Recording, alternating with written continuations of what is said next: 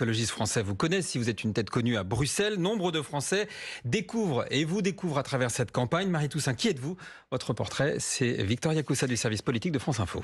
Vous avez une particularité, Marie Toussaint, que vous ne mettez pas en avant dans cette campagne. C'est cet engagement auquel vous avez goûté dès les premiers biberons. Vous êtes né dans une famille de militants, des parents engagés dans l'association ATD Quart-Monde. Ils font le choix de vous faire grandir dans un quartier populaire à Lille, puis à Bordeaux. La pauvreté, les maladies, le handicap, vous y êtes confrontée petite. Vous voyez passer à la maison des enfants de pays défavorisés, d'Amérique latine, du Kenya.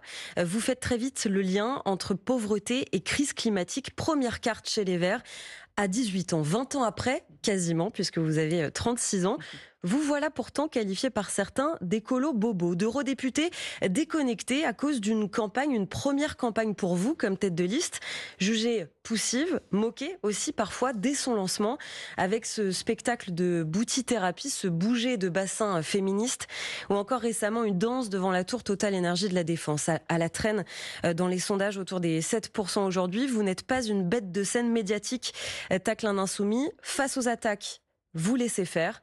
Trop discrète pour mobiliser la base, votre équipe s'accroche à vos victoires, comme l'affaire du siècle qui a réussi à faire condamner l'État pour inaction climatique, et au drapeau vert pour élargir ce drapeau écolo qui a aidé Yannick Jadot à créer la surprise en 2019, plus de 13% des voix. Mais des observateurs se posent la question, y croyez-vous vraiment ? Merci pour ce portrait, Victoria Coussa. Marie Toussaint, on va parler d'Europe, mais avant, peut-être une ou deux questions d'actualité, puisque mardi, Samara, 14 ans, était passée à tabac à la sortie de son lycée à Montpellier. Un désaccord sur la pratique de la religion est accrédité par certains, mais les faits sont encore flous. La ministre Nicole Belloubet a lancé une enquête administrative. Elle assure que je cite, son bras ne tremblera pas. Est-ce qu'elle a raison d'afficher sa fermeté dans une telle affaire ? Bien sûr, et je veux d'abord envoyer toutes mes pensées à Samara, à sa famille, ainsi qu'au jeune qui a été roué de coups aussi hier soir en région parisienne. À Viry-Châtillon. Oui, on est dans une société dans laquelle il y a un trop-plein de violence. Vous voyez, un trop-plein de violence. Et c'est pour ça que je propose un horizon de douceur face à cette violence. Parce que, vous voyez, la douceur, c'est d'abord l'absence de violence, c'est d'abord contre les violences. Or, contre toutes ces violences qui se déploient partout, on le voit avec ces jeunes, on le voit avec les victimes, souvent des jeunes aussi, des narcotrafics à Marseille. Et je suis très heureuse d'avoir le Marseillais Amine Kessassi sur ma liste. On le voit avec les violences faites aux femmes partout, les féminicides, on le voit avec cette violence sociale qui est aussi partout, des gens mis à la rue, des gens... Pardon, je vous coupe, mais on vous parle d'un enfant qui a été quasiment laissé pour mort sur le trottoir, d'une jeune fille qui a été tabassée, qui a été ensuite dans le coma, et vous nous répondez... Mon raison, c'est la douceur. Enfin, c'est ça votre réponse à cette violence ? Ce que je vous réponds, c'est qu'on est dans une société dans laquelle il y a un trop plein de violence. Il y a une culture de la violence dans notre société contre laquelle il faut se battre avec la plus grande fermeté. Et ce n'est pas naïf, parce que justement, ce que dit Madame Belloubet, eh bien c'est ce qu'il faut faire. Il faut se battre contre le harcèlement scolaire. Est-ce qu'on en fait assez aujourd'hui ? Je ne crois pas. Et c'est pour ça que oui, je pose cet horizon. Et je dis, nous devons mettre toute notre énergie dans le fait de recréer un monde plus doux. Et ça demande de la fermeté, ça demande de la détermination, ça demande de s'y engager pleinement. Marie Toussaint, vous êtes donnée à 6% dans un dernier sondage Harris Interactive. La tendance n'est pas très bonne. Pourtant, disons-le, en 2024, l'écologie est un sujet de préoccupation majeure. Qu'est-ce qui ne marche pas ou pas suffisamment ?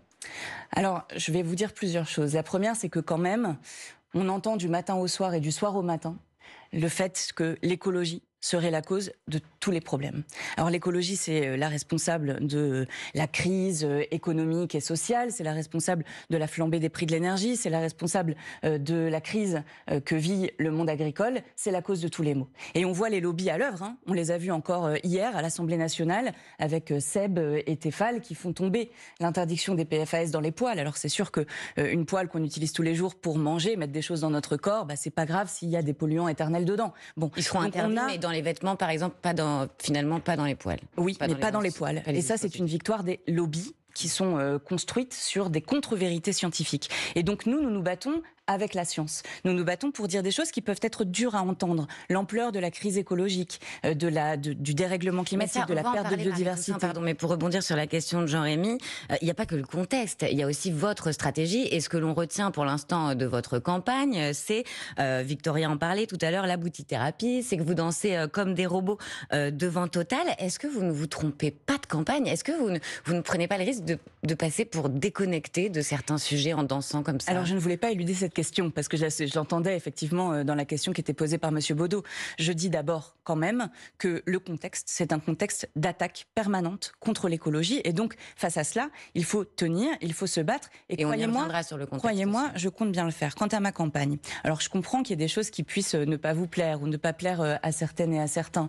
Écoutez, moi j'ai dans mon équipe et autour de moi des jeunes militants de la génération climat qui ont l'habitude de faire des actions qui sont des actions parfois un petit peu décalées. Mais vous savez, moi, ce que je trouve pas sérieux, c'est ce que je vous disais juste avant. C'est pas des jeunes qui font une performance devant Total. Alors, je vous l'accorde, c'était pas l'Opéra de Paris, mais c'est pas ces jeunes qui font une performance. C'est ceux qui ferment les oreilles, ceux qui se bouchent les oreilles, ceux qui se mettent des œillères pour ne pas voir la situation dans laquelle on est, l'ampleur de la bifurcation à laquelle nous devons donner naissance. Et donc, dans cette campagne, ce que j'essaye de faire, c'est à la fois de dire cette réalité qui est très dure, mais aussi d'aller chercher la mobilisation. Mais est-ce que vous cherchez à élargir? Parce que pourquoi Daniel Cohn-Bendit, José Bové, on rallie Raphaël Glucksmann, par exemple? C'est pas lui le candidat écolo qui élargit aujourd'hui au lieu de vous? Alors, déjà, faut pas mettre dans le même sac Daniel Cohn-Bendit et José Bové, avec qui j'étais il y a 2 jours encore en soutien aux militants basques, les artisans de la paix.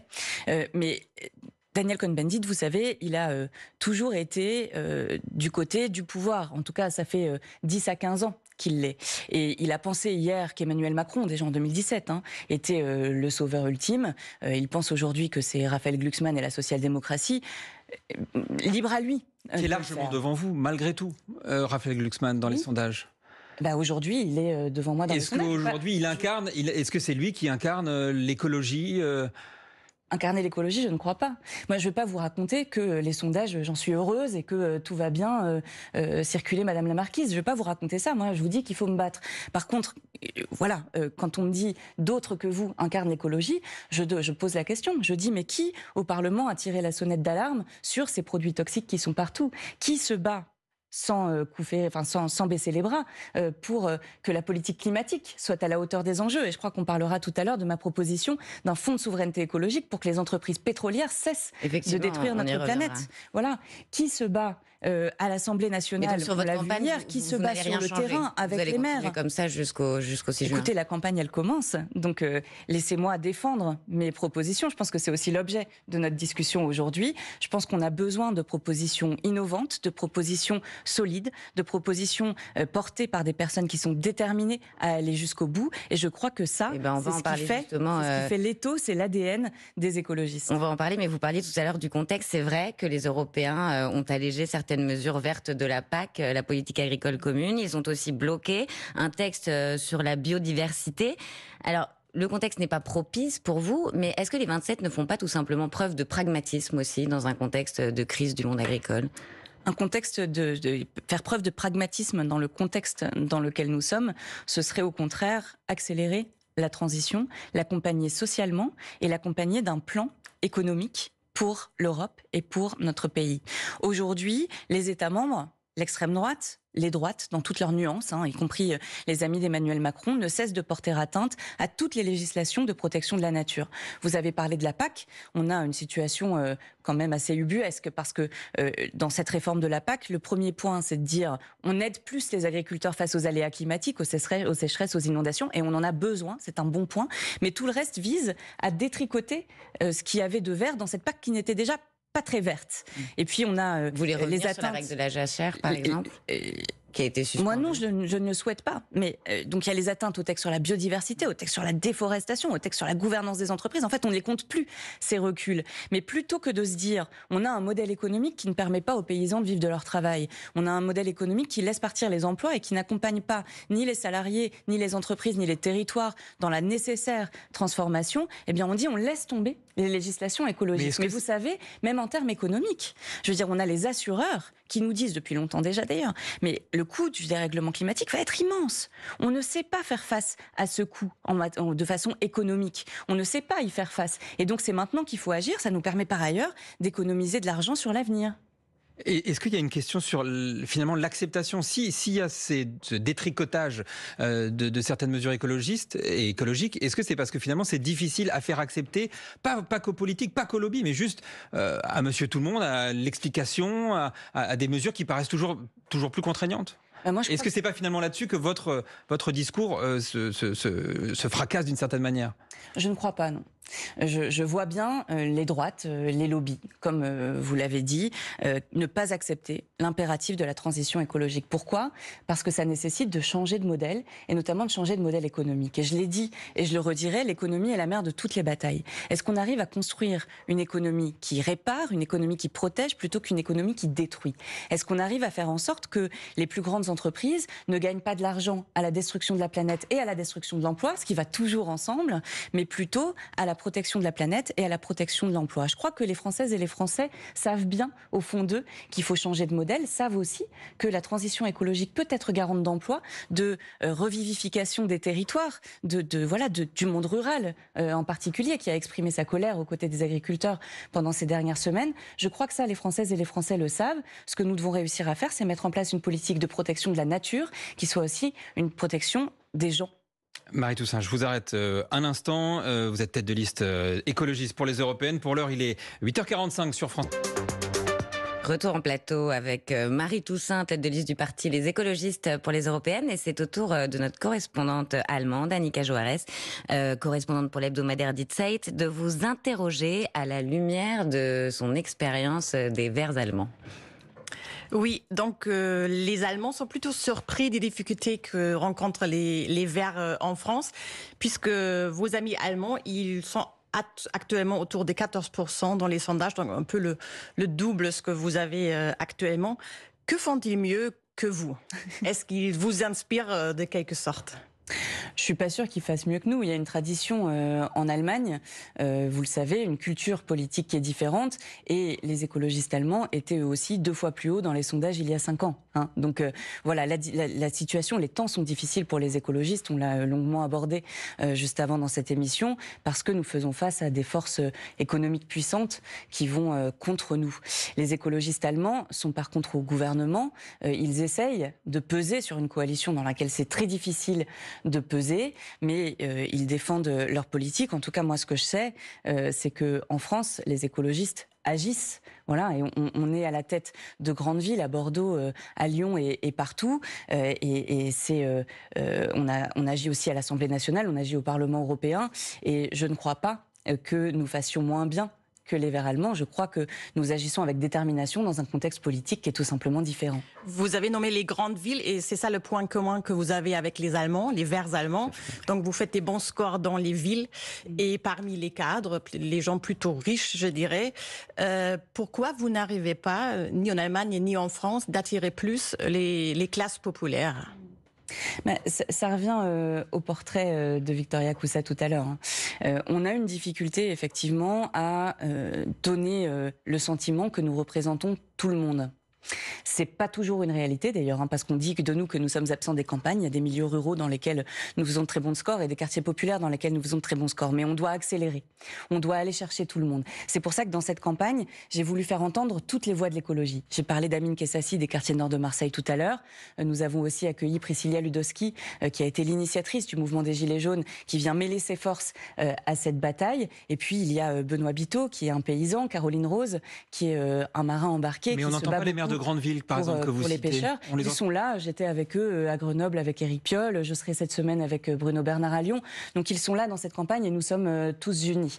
Mais pour pouvoir convaincre de la pertinence de l'écologie pour tout le monde, eh bien, il faut aussi des mesures, des propositions. C'est la raison pour laquelle je propose un droit de veto social au niveau européen. À quoi servirait cette mesure? Elle servirait à dire nous avons des inégalités qui explosent au niveau français et en Europe depuis 20 ans. Et nous ne parvenons pas à y répondre, pas plus que nous ne parvenons à répondre à l'explosion du taux de pauvreté. Aujourd'hui, ce sont près de 100 millions d'Européennes et d'Européens qui sont en risque de précarité et auxquels il faut absolument répondre. Eh bien, ce droit de veto social... C'est quoi, ce droit de veto? C'est un droit de recours pour les citoyens? Ce droit de veto social, il repose sur 2 piliers. Le premier, c'est de se dire, on fait des études d'impact social dans toutes les lois européennes qui sont adoptées et tous les budgets. Et si ça vient empiéter sur les conditions d'existence des 10% les plus pauvres, eh bien, on ne l'adopte pas.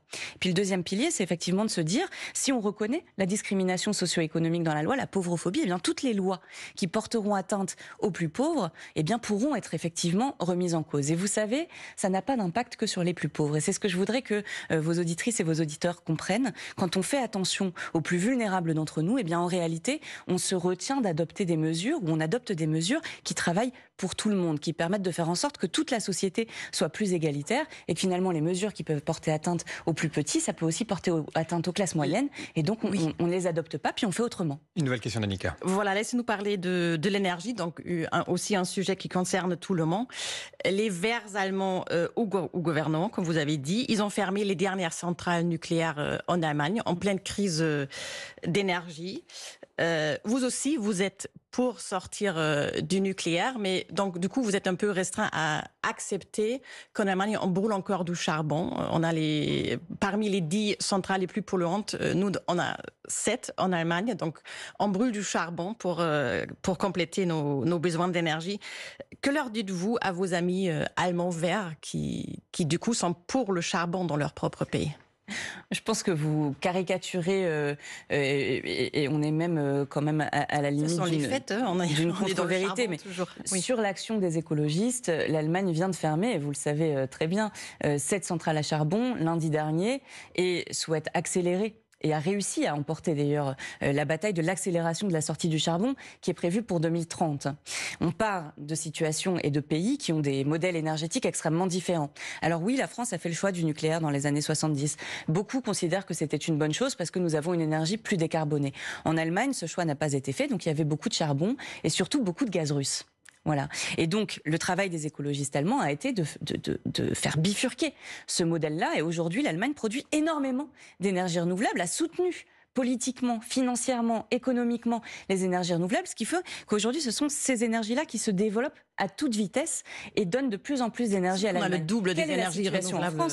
Quelle est la situation en France ? On s'assoit sur le modèle nucléaire pour justifier notre inaction en matière d'énergie renouvelable. Et vous savez, moi j'ai bien lu l'appel du Haut Conseil pour le climat hier, qui dit le gouvernement est aux fraises. Le gouvernement est aux fraises. Aucune planification énergétique, aucune planification sur les énergies renouvelables. Vous savez que nous sommes en tort avec les législations européennes sur le développement des renouvelables. Et donc moi, ce que je pense aujourd'hui, c'est qu'on a besoin de développer ces énergies renouvelables. Et je vais vous dire, si nous souhaitons tenir les objectifs de l'accord de Paris, c'est-à-dire réduire nos émissions de gaz à effet de serre de 45% d'ici 2040, eh bien en France, on n'a pas le temps de développer de nouveaux nucléaires. Donc celui qui est là, il est là. Mais la solution pour demain, ce sont les énergies renouvelables et la sobriété. C'est vrai qu'en Allemagne, on a beaucoup des énergies renouvelables. Il faut le double ce que vous avez en France. Oui. Mais pour autant, on ne va pas tenir l'accord de Paris non plus. Donc même avec les Verts au gouvernement, c'est pas toujours je sais à quel point c'est difficile. Oui, c'est difficile. Restant sur l'énergie, vous avez lancé une pétition pour acquérir la majorité du capital des 6 plus grosses entreprises fossiles en Europe. Donc, si j'ai bien compris, l'État prendrait le contrôle de ces entreprises qui brûlent encore du charbon ou qui vendent du pétrole. Parmi eux, évidemment, il y a aussi une entreprise allemande avec qui beaucoup des Allemands se chauffent. Donc, est-ce que vous risquez pas que les Allemands sont dans le froid l'hiver prochain si vous faites cette action-là ? Absolument pas. Absolument pas. L'idée, elle est où ? L'idée, elle est de dire, nous avons aujourd'hui des entreprises européennes qui, par leurs activités, détruisent la planète et qui investissent toujours plus dans les énergies fossiles plutôt que dans les énergies renouvelables. Et donc, en tant qu'Union européenne, nous avons une responsabilité pour l'énergie, pour le climat, pour la souveraineté, pour que les gens puissent se chauffer, de faire bifurquer l'activité de ces entreprises. Et donc, on met en place un fonds souverain européen, piloté par la Banque européenne d'investissement qui deviendrait ainsi une véritable banque du climat, qui prendrait des parts actives, c'est-à-dire 51% des droits de vote, dans chacune de ces entreprises. Pour faire quoi ? Pour accélérer la transition. Et donc, accélérer la transition, ça ne veut pas dire priver les gens d'accès à l'énergie. Loin de là. Ça veut dire comment on fait en sorte de changer les stratégies qui sont aujourd'hui déployées pour pouvoir aller vers une énergie renouvelable. Et vous savez, moi je me bats beaucoup pour le droit à l'énergie au niveau européen, le droit à une énergie qui soit bonne pour la planète, qui soit bonne pour la santé, parce que les énergies fossiles, elles font mal à la santé aussi, ce sont des milliers de morts, que ce soit par la pollution de l'air ou par les impacts du dérèglement climatique, et une énergie qui soit accessible pour toutes et tous. Ce droit à l'énergie, on a besoin de le défendre, et ce fonds de souveraineté écologique que je propose, c'est une manière pour l'Union l'Union européenne de dire « je ne me laisse pas faire ». Par les fluctuations des cours de bourse, par le marché, par les dividendes et les actionnaires, mais je décide de quel est notre avenir énergétique. Est-ce que vous êtes audible, Marie Toussaint, parce que tout à l'heure vous parliez du nucléaire, vous voulez en finir par exemple avec le nucléaire, mais 75% des Français sont favorables au nucléaire. Même à gauche, on est favorable au nucléaire. Est-ce que vous n'êtes pas un peu déconnecté ou Enfin, comment vous expliquez ce décalage? Mais là, on parle des énergies fossiles et des entreprises des énergies fossiles. Oui, mais moi, ce que je vous ai dit tout à l'heure, c'est que pour tenir nos objectifs de l'accord de Paris, on doit accélérer, on doit doubler, voire tripler les efforts qui ont été fournis jusqu'ici, d'ici 2040, et ça veut dire dès aujourd'hui, parce que tout ce qu'on aura économisé aujourd'hui ne sera pas économisé demain. Et donc, la bataille que nous devons mener aujourd'hui, c'est la bataille contre les énergies fossiles. C'est celle-là que nous devons remplacer le plus vite. Et ce que je dis, c'est que si nous voulons les remplacer le plus vite possible, ça passe par les énergies renouvelables. Toutes les études le montrent, on en a des tonnes qui montrent que la neutralité carbone est possible, y compris sans nucléaire, en 2035 en Europe. Nous, ce qu'on propose, c'est 2040, parce que ça coûtera moins cher et que ça créera plus d'emplois. Donc on se dit, donnons-nous cet horizon de 2040, allons vers le 100% renouvelable, mais pour ça, il faut mener cette bataille contre les énergies fossiles, contre des entreprises comme Total qui investissent au moins 70% de leurs investissements dans les énergies fossiles. Sortons-en, consacrons 100% au développement des énergies renouvelables. Oui, mais il y a quand même au niveau européen des deals qui acceptent le nucléaire et le fossile. C'est-à-dire que l'Allemagne a accepté de considérer l'énergie nucléaire comme durable, en oubliant des déchets nucléaires et en oubliant... Avec le gaz ? Toute la peur, voilà, en contrepartie. Avec le gaz, qui est une énergie fossile qui est extrêmement pollueuse. Voilà, donc là, il y a les deux, avec l'accord des Verts allemands, qui ont accepté un peu l'énergie préférée de l'autre au niveau européen.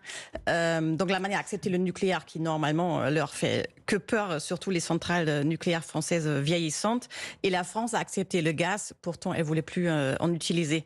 Donc est-ce que vous ne pensez pas qu'à Bruxelles, il y a aussi les mauvaises deals qui contredit un peu votre sujet cher avec l'accord des Allemands?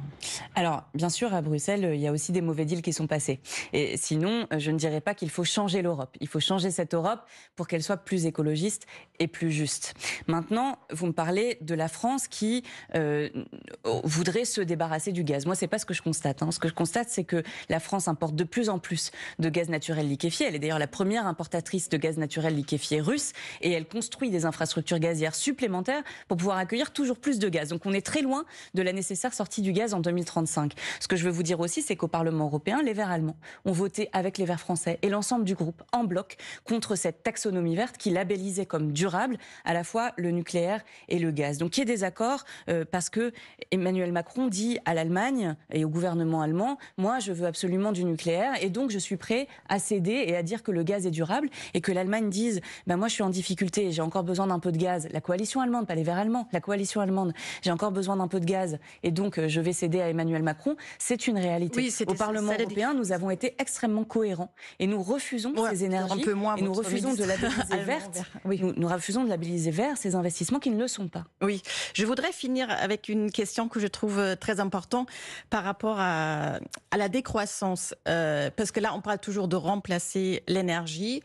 Est-ce qu'il n'y a pas aussi le moment venu de dire oui, on ne pourra pas tenir tous les accords qui vous sont aussi chers, l'accord de Paris par exemple, la biodiversité, tout ce qui va avec pour notre survie, je dirais.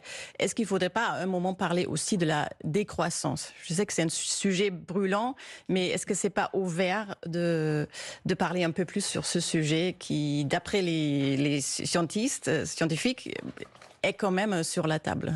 Oui, vous voyez, ce qui m'embête avec le terme de décroissance, c'est qu'en fait, on y met un peu ce qu'on veut. Donc, quelle est la situation aujourd'hui? On a une économie qui déborde totalement de son lit. Je m'explique. On a 9 limites planétaires. Sur 9 limites planétaires, qui sont les seuils définis par les scientifiques, le climat, la biodiversité, l'ozone, des pollutions diverses et l'eau, nous en dépassons 6. Nous dépassons donc 6 des 9 limites planétaires. L'enjeu, c'est de remettre l'économie dans son lit, de revenir aux limites planétaires. C'est la raison pour laquelle je propose un traité environnemental pour l'Europe, pour que les critères de convergence soient d'abord et avant tout des critères de retour à ces limites planétaire et de faire de la protection de la nature la loi des lois. Donc la question derrière que vous posez, c'est qu'est-ce qu'il faut? Est-ce qu'il faut baisser notre consommation? Je vais vous répondre oui, sur des tas de domaines. On a eu la semaine dernière l'information, ce chiffre effroyable, 1 milliard de repas gaspillé chaque jour dans le monde, alors qu'on a 800 millions de personnes qui souffrent de la faim. C'est effroyable. Oui, il faut réduire ce gaspillage alimentaire. On parle d'énergie. Oui, il y a une gabegie énergétique. Nous gaspillons de l'énergie, il faut réduire. On peut regarder du côté des vêtements et du secteur textile. On multiplie nos achats de vêtements, c'est la fameuse fast fashion. Et oui, il faut réussir à produire de meilleure qualité, à produire plus joli aussi, si on le souhaite, et à produire plus accessible. Et c'est comme ça que nous protégerons la planète. Merci beaucoup Marie-Toussaint, tête de liste du Parti Les Écologistes. Merci beaucoup Annika Joares pour cette première partie, notamment autour des questions des écologistes allemands. Marie-Toussaint, on se retrouve dans quelques instants après un nouveau point sur l'info. Demain l'Europe.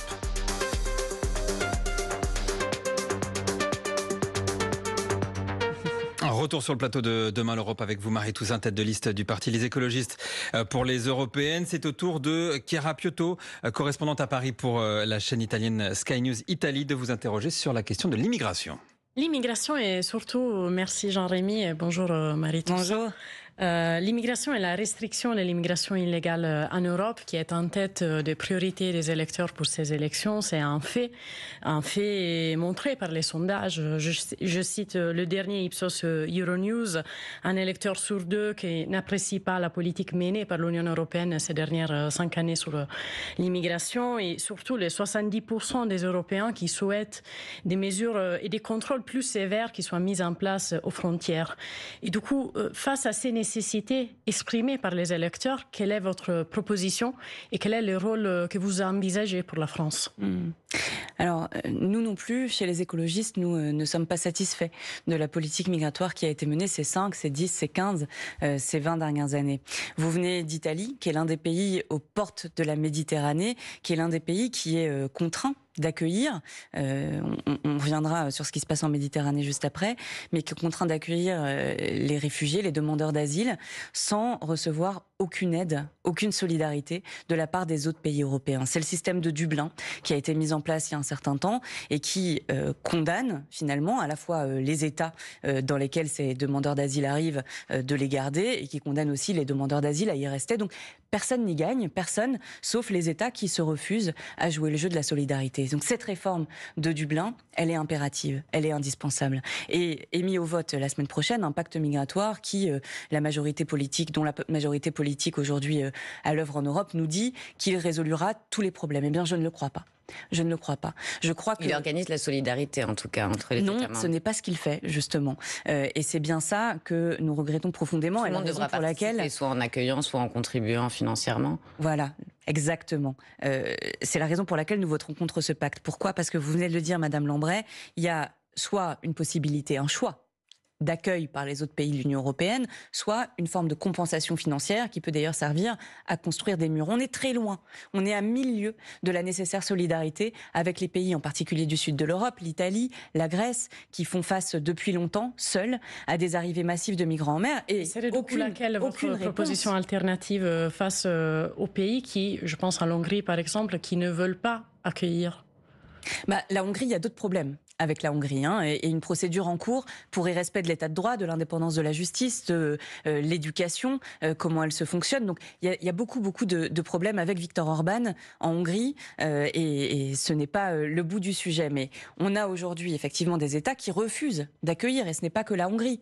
Ça peut être aussi la France en partie, ça peut être l'Allemagne, le Danemark, la Suède ou la Finlande. Et donc on a besoin à accueillir des migrants. Exactement, on a besoin de réformer Dublin pour garantir et contraindre les États à faire leur part, Et puis, dans ce système qui est le nôtre aujourd'hui, et dans la réforme du pacte migratoire de la semaine prochaine, rien n'est réellement mis sur la table pour répondre à un problème majeur, qui est celui de la disparition de dizaines de milliers de personnes dans la Méditerranée pendant les dernières décennies. Et pardon, mais moi, je ne veux pas d'une Europe qui accepte de laisser mourir autant de monde à ses frontières. Et l'Europe se rend coupable de non-assistance à humanité en danger en Méditerranée. Cela, je ne le veux plus. Et donc dans la politique actuelle, il n'y a aucune réponse à ces problématiques-là. Et justement, il y a des partis, notamment je pense au parti de Giorgia Meloni en Italie, qui essaient de créer de plus en plus de pactes bilatéraux avec des pays qui sont les pays d'origine de ces migrants qui arrivent en Europe à travers la Méditerranée. Mais il y a aussi des partenariats au niveau européen qui essaient de la même manière de créer des relations avec les pays d'origine ou des passages pour empêcher les gens de partir. Turquie, mais la Tunisie. Ces pactes ne sont pas bien vus par la plupart des ONG au sein de l'Union européenne. Qu'est-ce que vous en pensez? Il faudrait arrêter avec ces partenariats, ces accords bilatéraux? Alors, il faut expliquer les choses. Quand des demandeurs d'asile arrivent sur notre territoire, le droit international, les engagements de l'Union européenne, c'est d'étudier ces demandes de façon individuelle. C'est-à-dire non pas de juger quelqu'un sur son pays, le pays dont il est ressortissant, mais de le juger sur sa situation personnelle. Pourquoi? Eh bien, pour protéger les personnes qui fuient la guerre, la répression politique, qui sont pourchassées pour leurs orientations sexuelles, par exemple, entre autres. Pour protéger les personnes, l'engagement de l'Union européenne, c'est d'étudier ces demandes de manière individuellement. Ces accords bafouent cette règle de base. Donc c'est la première raison. La deuxième raison, c'est quand on signe des accords avec la Turquie d'Erdogan, qui n'est pas connue pour son respect des droits humains, avec l'Égypte, pire encore, avec la Tunisie de Kais Saied, dont on a vu dans les mois qui viennent de s'écouler qu'elle laissait à son tour mourir des personnes dans le désert avec la Libye et qu'elle mettait en place une politique de racisme. D'accueillir toutes les personnes qui passeraient dans ces pays-là? Ce n'est pas ce que je dis. Alors, ce que je dis, c'est que quand on signe des accords avec des pays qui bafouent les droits humains, il faut qu'on le fasse en conscience, en connaissance de cause. Et que, effectivement, les écologistes, nous dénonçons ces accords signés avec des pays dans lesquels nous savons que quand nous renvoyons des personnes, eh bien leurs droits seront bafoués. Et ça, ce n'est pas digne de l'Union européenne, voyez-vous. Alors, mais en même temps, on ne pourra pas signer les accords avec la Suède. Genre, c'est par la Turquie, par l'Égypte qu'ils passent. Du coup, est-ce qu'il faut les signer quand même, mais avec conscience, comme vous dites, ou il faut arrêter de signer ces pactes? Et comment, à ce point-là, empêcher les gens de partir et de mourir dans la Méditerranée? La responsabilité de l'Union européenne, quand on parle des demandeurs d'asile, c'est de mettre en place les conditions d'un accueil digne. Le travail de l'Union européenne, c'est aussi, on vient de le dire, de faire en sorte que cet accueil digne soit réparti entre les États membres. Et vous savez, ce que je crois, moi, profondément, c'est que ces politiques qui visent à dire, en durcissant les conditions d'immigration légale, eh bien, on va empêcher la migration, on va empêcher les gens, comme vous le disiez, d'arriver sur notre territoire. Eh bien, ça, c'est un mythe. C'est un fantasme. Et ce que pensent les peuples et les populations, c'est un mythe aussi, où vous le prenez en compte, où vous dites non, les États, qu'ils le veuillent ou non, ils accueillent? Bien sûr, je le prends en compte. Bien sûr. Donc les peuples ont le droit de s'exprimer aussi. Mais moi, ce que je sais, c'est qu'on a aujourd'hui des personnalités politiques et des partis politiques qui, beaucoup sous l'influence de l'extrême droite, vous racontent qu'en mettant des murs et des barbelés partout, on empêchera les gens de venir. Mais on n'empêchera pas ces gens de venir qui fuient la guerre, la misère, au péril de leur vie. Vous constatez pas qu'il y a un durcissement des opinions sur ce sujet? Bien sûr que si, il existe. Mais pourquoi? Parce qu'on dégrade les conditions d'accueil. En dégradant les conditions d'accueil, en disant qu'il y a des gens qui sont condamnés à la misère, eh bien oui, on a plus de gens dans nos rues, plus de gens qui n'arrivent pas à trouver de travail, plus de gens qui sont condamnés au trafic de drogue, par exemple. Je le vois moi-même dans les gares de région parisienne, par exemple. On voit les gens sombres dans la pauvreté, et donc oui, ça crée des tensions sociales. Si on arrivait à mettre en place un accueil digne, à pouvoir garantir un travail, non seulement on résoudrait une grande partie des problèmes sociaux qui sont présents sur le terrain, mais en plus de ça, on permettrait à ces gens de repartir chez eux s'ils le souhaitent. Voilà. Et moi, je ne crois pas que quiconque quitte son pays, quitte sa terre, quitte sa famille par gaieté de cœur. Je crois que si on le fait, quand on est amené à quitter son chez-soi, eh bien c'est nécessairement parce qu'on est dans une situation dans laquelle on a la corde autour de la gorge. Et donc ce que je souhaite, c'est que pour l'Union européenne, il faut accueillir tout le monde, du coup, il faut accueillir tout le monde, parce que là on est tous d'accord. En fait, le nombre de migrants va augmenter, des migrants économiques, des migrants climatiques aussi. Et du coup, l'Europe devrait accueillir tout le monde et avec un accueil de manière digne, comme vous le dites, et laisser leur temps pour choisir quand et si ils veulent rentrer chez eux à un moment donné. C'est ça la stratégie? Non. Ce que vous oubliez de dire d'abord, c'est que la plupart des migrations sont entre les pays de ce qu'on appelle le Sud global, les pays en développement. C'est là où se situe la plupart des migrations. D'accord ? Donc, ne viennent en Europe qu'une partie de ces migrantes et ces migrants, de ces demandeurs d'asile. Moi, ce que je vous dis, c'est que l'Europe ne doit pas faillir sur la question du droit d'asile. Voilà. La question migratoire, c'est une autre question. Et la question migratoire, elle est aujourd'hui gérée par les États.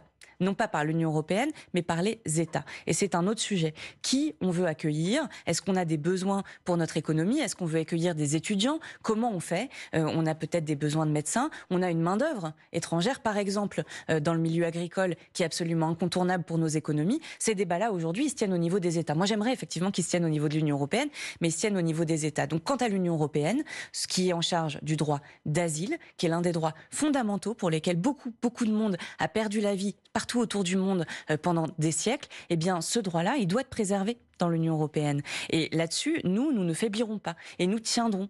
Parce que, oui, on a besoin d'accueillir dignement ces personnes, dignement pour eux, mais cette dignité-là, c'est aussi celle de l'Union européenne. Du coup, vous voulez pas, vous envisagez pas une restriction des mesures pour l'accueil et pour le droit à l'asile en Europe? Non, nous souhaitons que l'asile soit fait correctement. Ok, juste correctement, mais sans limite. Mais madame, vous voyez bien, quand on a une crise, par exemple en Syrie, on a des millions de personnes qui fuient leur pays. Qu'est-ce qu'on leur dit?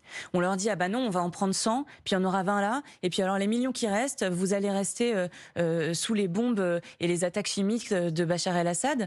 Quand on a en Afghanistan un régime qui se met en place, qui bafoue en permanence les droits des femmes, qui n'ont même plus le droit de sortir de chez elles, qu'est-ce qu'on dit à ces femmes?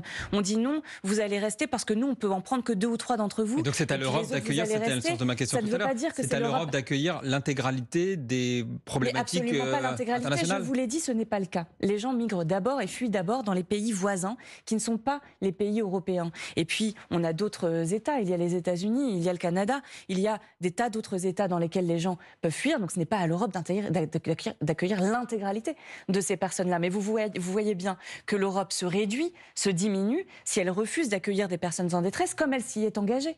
Et donc, ça ne veut pas dire qu'il faut les garder ad vitam aeternam. Ça veut dire que oui, quand on a des Ukrainiennes, des Ukrainiens qui fuient les bombes, on l'a vu, on met en place des dispositifs pour les accueillir. Et quand on met en place ces dispositifs-là... Une dernière question de Une dernière question. Désolée, on vient sous les chiffres des écologistes en Italie qui chutent à 4% des intentions de vote. On l'a vu, cette chute un peu partout en Europe. Face à une montée de l'extrême droite, je souhaite vous poser cette question honnêtement. Pourquoi croyez-vous que la droite gagne autant d'espace dans les intentions de vote, tandis que les Verts sont en chute libre? C'est une bonne question. C'est une bonne question et la réalité c'est que l'extrême droite a déjà été au pouvoir en Europe. Donc c'est un pouvoir qu'on connaît et les écologistes ont été très peu en responsabilité. C'est une première réponse. La deuxième, c'est que dans le monde complexe dans lequel nous vivons, je parlais tout à l'heure de l'explosion de la violence, de la guerre de tous contre chacun, et on le voit chaque jour sur les réseaux sociaux, les injures, les invectives, le bruit et la fureur en permanence. Dans ce monde-là, c'est peut-être plus facile de se dire que on va vers des réponses qui sont nationalistes, des réponses nationales populistes qui prétendent qu'on va garantir la sécurité en un coup de baguette magique. Et oui, peut-être que c'est plus facile que nous, les écologistes, qui disons que le modèle dans lequel nous sommes est à bout de souffle, qu'il ne faut pas le prolonger en rajoutant des murs, mais qu'il faut le transformer complètement. Et oui, peut-être que ce message-là, il est plus compliqué à entendre, mais ce que je crois, c'est que quand on regarde les sondages d'opinion, parce que vous me parliez de la place de l'immigration dans les sondages d'opinion, on voit aussi à quel point les Françaises, les Français, les Européens, les Européennes sont attachés à la question du pouvoir d'achat, de la santé, de la préservation de l'environnement. Et donc, cette campagne, nous allons la mener. Et nous savons que nous avons des années difficiles devant nous, mais nous ne baissons pas les bras, ce n'est pas notre genre. Et ça a été dit aussi dans le portrait de Victoria Coussa. Moi, les combats difficiles à mener, je les prends et je les mène. Marie-Toussaint, tête de liste du Parti des écologistes pour les Européennes. On se retrouve dans un instant. Merci beaucoup, Chiara Piotto, correspondante à Paris pour la chaîne Sky News Italie, d'avoir posé des questions sur la question de l'immigration. Marie-Toussaint, on se retrouve dans un instant, juste après le fil info de Mathilde Romagnan. Il est 9h15. Europe, Agathe Lambray, Jean-Rémy Baudot. Retour en plateau avec Marie-Toussaint, tête de liste des écologistes aux européennes. Votre parti a mandaté un cabinet spécialisé dans les violences sexistes et sexuelles pour enquêter sur les accusations de violences psychologiques dont le député Julien Bayou fait l'objet. Votre parti qui a invité les milliers d'adhérents à envoyer leurs témoignages sur Julien Bayou. Est-ce le rôle de votre parti d'organiser son enquête parallèle alors qu'une plainte a été déposée et qu'une enquête va certainement être ouverte ? Mais vous savez, c'est une situation difficile dans laquelle nous sommes. Et j'élargis un petit peu avant de répondre à votre question. On a aujourd'hui des violences systémiques, des violences sexistes et sexuelles faites aux femmes qui sont systémiques, une impunité des victimes qui se présentent à la police qui ne sont pas reçues, des dossiers qui en justice ne vont pas au bout. Vrai, mais Julien Bayou n'est pas condamné. Il n'est même pas mis en examen. Non, mais j'ai dit j'élargis avant de répondre à votre question. Donc je dresse d'abord le portrait du pays et de la situation dans laquelle nous sommes. Et cela du fait d'une inaction de l'État en matière de lutte contre les violences faites aux femmes. Et donc oui, on est totalement dans la nasse. On est totalement dans la nasse parce qu'on a une plainte qui a été déposée par une campagne pour violence psychologique et donc une victime qui s'exprime. Et pourquoi est-ce qu'on a dû faire cette enquête ? Bien parce qu'en fait, on n'a pas les outils pour contrer, pour se saisir de ces enjeux-là. La justice, vous ne faites pas confiance à la justice française. Vous, la juriste, vous pensez que... Julien Bayou, pardon, mais il appelle, il dénonce de la délation, il vous accuse de violer les principes de présomption d'innocence, de respect du contradictoire, du droit au respect de sa vie privée. Encore une fois, vous êtes juriste, vous êtes totalement à l'aise avec ces méthodes. Je comprends ce que dit Julien Bayou, mais c'est pour ça que je voulais poser d'abord le contexte dans lequel nous sommes. L'état des lieux de la prise en compte des violences faites aux femmes dans notre pays qui est catastrophique. Voilà. Malgré le travail incroyable mené par des organisations féministes, le travail du gouvernement, lui, est catastrophique. Et on a besoin de faire face à cette situation-là. Mais là, vous changez de sujet en réalité. Non, je vais vous répondre. La question, c'est en interne. Pourquoi il y a une enquête ? Je vous réponds. Alors, allez-y. Pourquoi est-ce qu'il y a une enquête ? Tout simplement parce que nous n'avons pas les outils. Donc, c'est ce que je suis en train de vous expliquer. Donc, qu'a fait Marine Tondelier ? Qu'a fait Marine Tondelier ? Marine Tondelier s'est tournée vers des professionnels. Elle leur a dit, voilà, je suis dans une situation qui est difficile, je ne sais pas comment m'en sortir, comment est-ce que je peux faire ? Et ces professionnels lui ont fait un conseil. Peut-être que vous pouvez le juger mauvais, mais c'est comment vous le jugez ?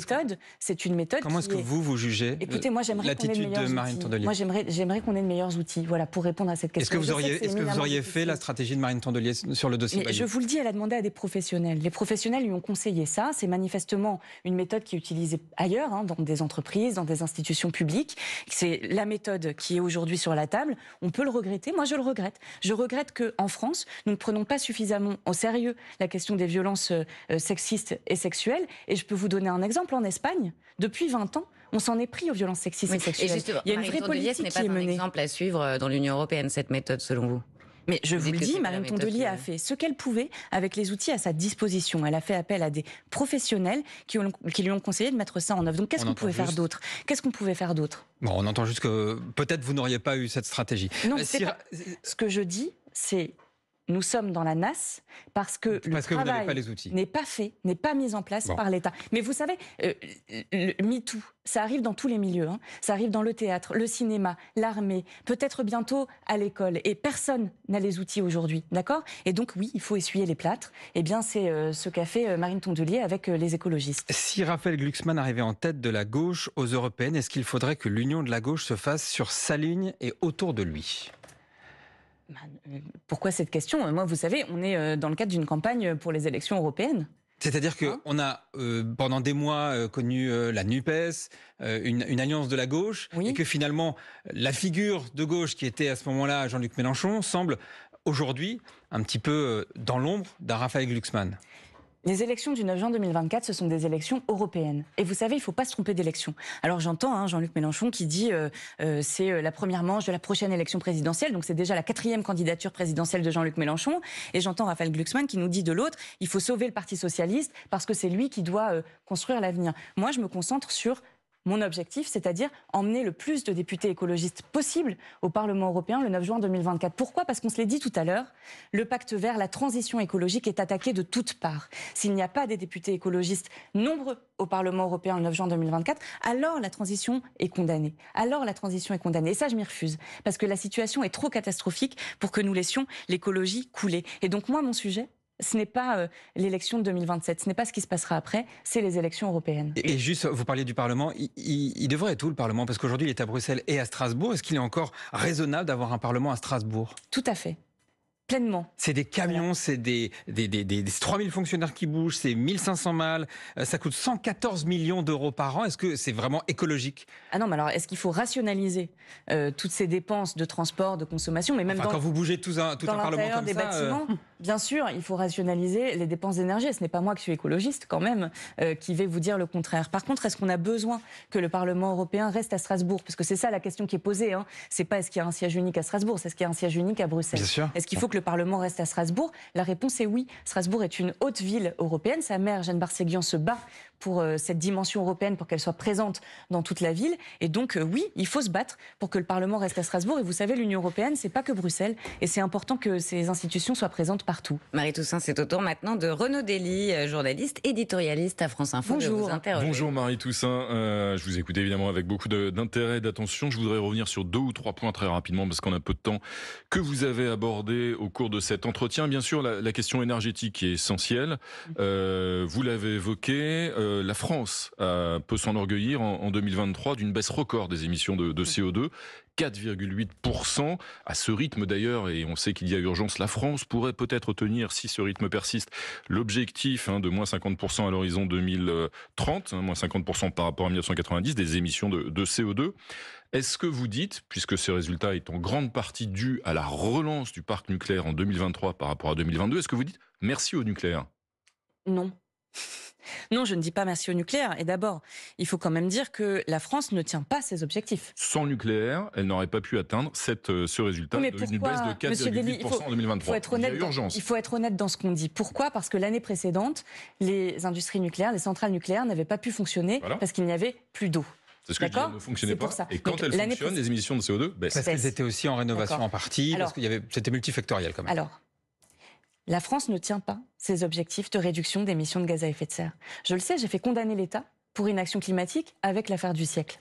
La France ne tient pas ses objectifs. Cette condamnation porte jusqu'à l'année 2018. La baisse qui a été accusée... Cette condamnation, vous le confirmez, porte jusqu'à l'année 2018. Cette condamnation de l'État français. Oui, avec des injonctions à agir par la suite. Bon, je reviens sur notre sujet. La France a réduit ses émissions de 4,8% l'année dernière. Est-ce que je m'en satisfais ? Oui. Est-ce que c'est structurel ? Seulement en partie. Et c'est pour ça que je parlais du Haut Conseil pour le climat tout à l'heure. C'est-à-dire qu'on a aussi une baisse conjoncturelle liée à la crise économique, en particulier à une météo plus douce, et que ce qu'il faut faire, c'est faire bifurquer notre modèle. Est-ce que le nucléaire est pour quelque chose dans ce résultat de 2023 ? Le nucléaire, il est là, Monsieur Dely. Le nucléaire, il est là. Et il représente la majeure partie de l'électricité que produit la France. Mais il n'y a pas que ça. Il n'y a pas que ça. Et en fait, l'énergie, elle est consommée où ? Elle est consommée aussi dans le bâtiment. Et je rappelle que Bruno Le Maire a coupé dans les fonds alloués à la rénovation thermique, alors même que c'est ce qui nous permettrait de faire le plus d'économies d'énergie et de créer le plus d'emplois. Elle est dans l'agriculture et on voit bien que la France, le gouvernement se refuse à transformer notre modèle agricole, comme d'ailleurs l'Union européenne et ses États membres. Elle est aussi dans l'aviation dont les émissions explosent cette année. Et donc on a besoin de changements structurels. Une dernière question sur le nucléaire à l'échelle européenne. On le voit, Marie Toussaint, un certain nombre de pays qui étaient très hostiles, la Suède par exemple, basculent, reviennent, relancent le nucléaire. L'opinion bascule justement, y compris en Suède, pour soutenir le nucléaire. Vos camarades, les Verts finlandais sont favorables à l'énergie nucléaire. Est-ce que ça vous déçoit ? Est-ce que ça vous désole ? Est-ce que tous se trompent ? Moi, je vous l'ai dit, le nucléaire, aujourd'hui, en France, il est là. D'accord ? Il est là. Les écologistes, nous n'avons jamais demandé de sortir du nucléaire du jour au lendemain. C'est un mensonge. Nous disons il faut sortir en une génération. Bon, aujourd'hui, cette génération-là, elle nous amène quand ? Elle nous amène à la fin de vie des centrales. Donc la seule question, c'est comment est-ce que nous nous mettons en capacité de tenir nos objectifs climatiques dans les années à venir. Ma question portait sur le reste de l'Europe, c'est pas ma question. Mais je l'ai dit tout à l'heure, seules les énergies renouvelables peuvent y répondre. Et sur le reste de l'Europe, Monsieur Dely, c'est pareil. Et je l'ai dit aussi tout à l'heure, on peut faire une Europe 100% renouvelable en 2040. Ça crée de l'emploi et ça ramène de l'argent. Je voudrais revenir en 2 minutes sur la question migratoire. Vous avez abordé évidemment cet enjeu, l'enjeu de la question migratoire en Europe. Vous avez indiqué que vous voteriez contre le pacte asile-immigration qui va être donc soumis au vote des députés européens prochainement, et notamment parce que vous êtes hostile aux compensations financières que pourraient payer les pays refusant d'accueillir un certain nombre de migrants, justement. Et vous avez dit, il faut être clair, il faut contraindre, c'est l'expression que vous avez utilisée, contraindre les pays qui refusent d'accueillir des migrants à le faire. Très concrètement, ça signifie que Bruxelles devrait pouvoir contraindre la France à accueillir davantage de migrants demain. Alors vous savez, je suis juriste et je préfère toujours les règles de droit, surtout quand il s'agit d'êtres humains, aux solutions du marché. Or là, c'est ce que fait ce texte, c'est de créer un grand marché de la migration dans laquelle... Vous voyez bien, quand on dit il y a une somme forfaitaire à payer, dans laquelle on admet que les pays les plus riches pourront payer, et les pays les plus pauvres pour accueillir la migration. Je crois qu'à ce jeu-là, tout le monde est perdant. Tout le monde est perdant. Et donc, est-ce que je dis que la France doit prendre sa part de façon contraignante ? Oui. Est-ce que ça veut dire plus de personnes accueillies, eh bien ça reste à voir, Monsieur Dely, parce que ça va dépendre des années, ça va dépendre des arrivées, ça va dépendre de la clé de répartition au niveau européen. Et donc, je ne peux pas répondre à votre question, ce que vous voulez que je dise, c'est-à-dire, bien sûr, on va contraindre la France à C'est pas accueillir. forcément plus, dites-vous. Ça veut dire qu'aujourd'hui, la France fait son devoir en la matière, à vos yeux. Ça veut dire, ça dépend des années. On est plutôt en deçà, je vous l'accorde, de ce que nous devrions faire. Une toute dernière question sur un de vos concurrents dont on a beaucoup parlé. Avant 3 secondes. Raphaël Glucksmann. 3 secondes. En un mot, précisément, j'ai absolument pas compris la différence de fond qui vous distingue de Raphaël Glucksmann. C'est vrai ? Il faut mieux nous écouter. Écoutez, moi, ce que je peux vous dire, c'est que mon combat, c'est le climat. Mon combat, c'est la justice. Mon combat, c'est l'écologie. Moi, vous savez, on est chez les écologistes, on dit la même chose à Bruxelles, à Paris et sur le terrain dans les villes que nous dirigeons. Les socialistes européens votent de façon assez régulière, je le regrette, des dispositions comme le pacte de stabilité budgétaire qui entravera tout investissement dans la transition écologique et sur les terrains soutiennent les projets autoroutiers contre lesquels nous battons à Bruxelles, comme avec le projet de la 69. Voilà la différence, c'est la cohérence. Merci beaucoup Marie Toussaint, merci Renaud Dely, merci Annika, merci beaucoup Chiara, Agathe. Rendez-vous demain pour une nouvelle interview. C'était l'émission Demain l'Europe avec vous, Marie Toussaint, tête de liste.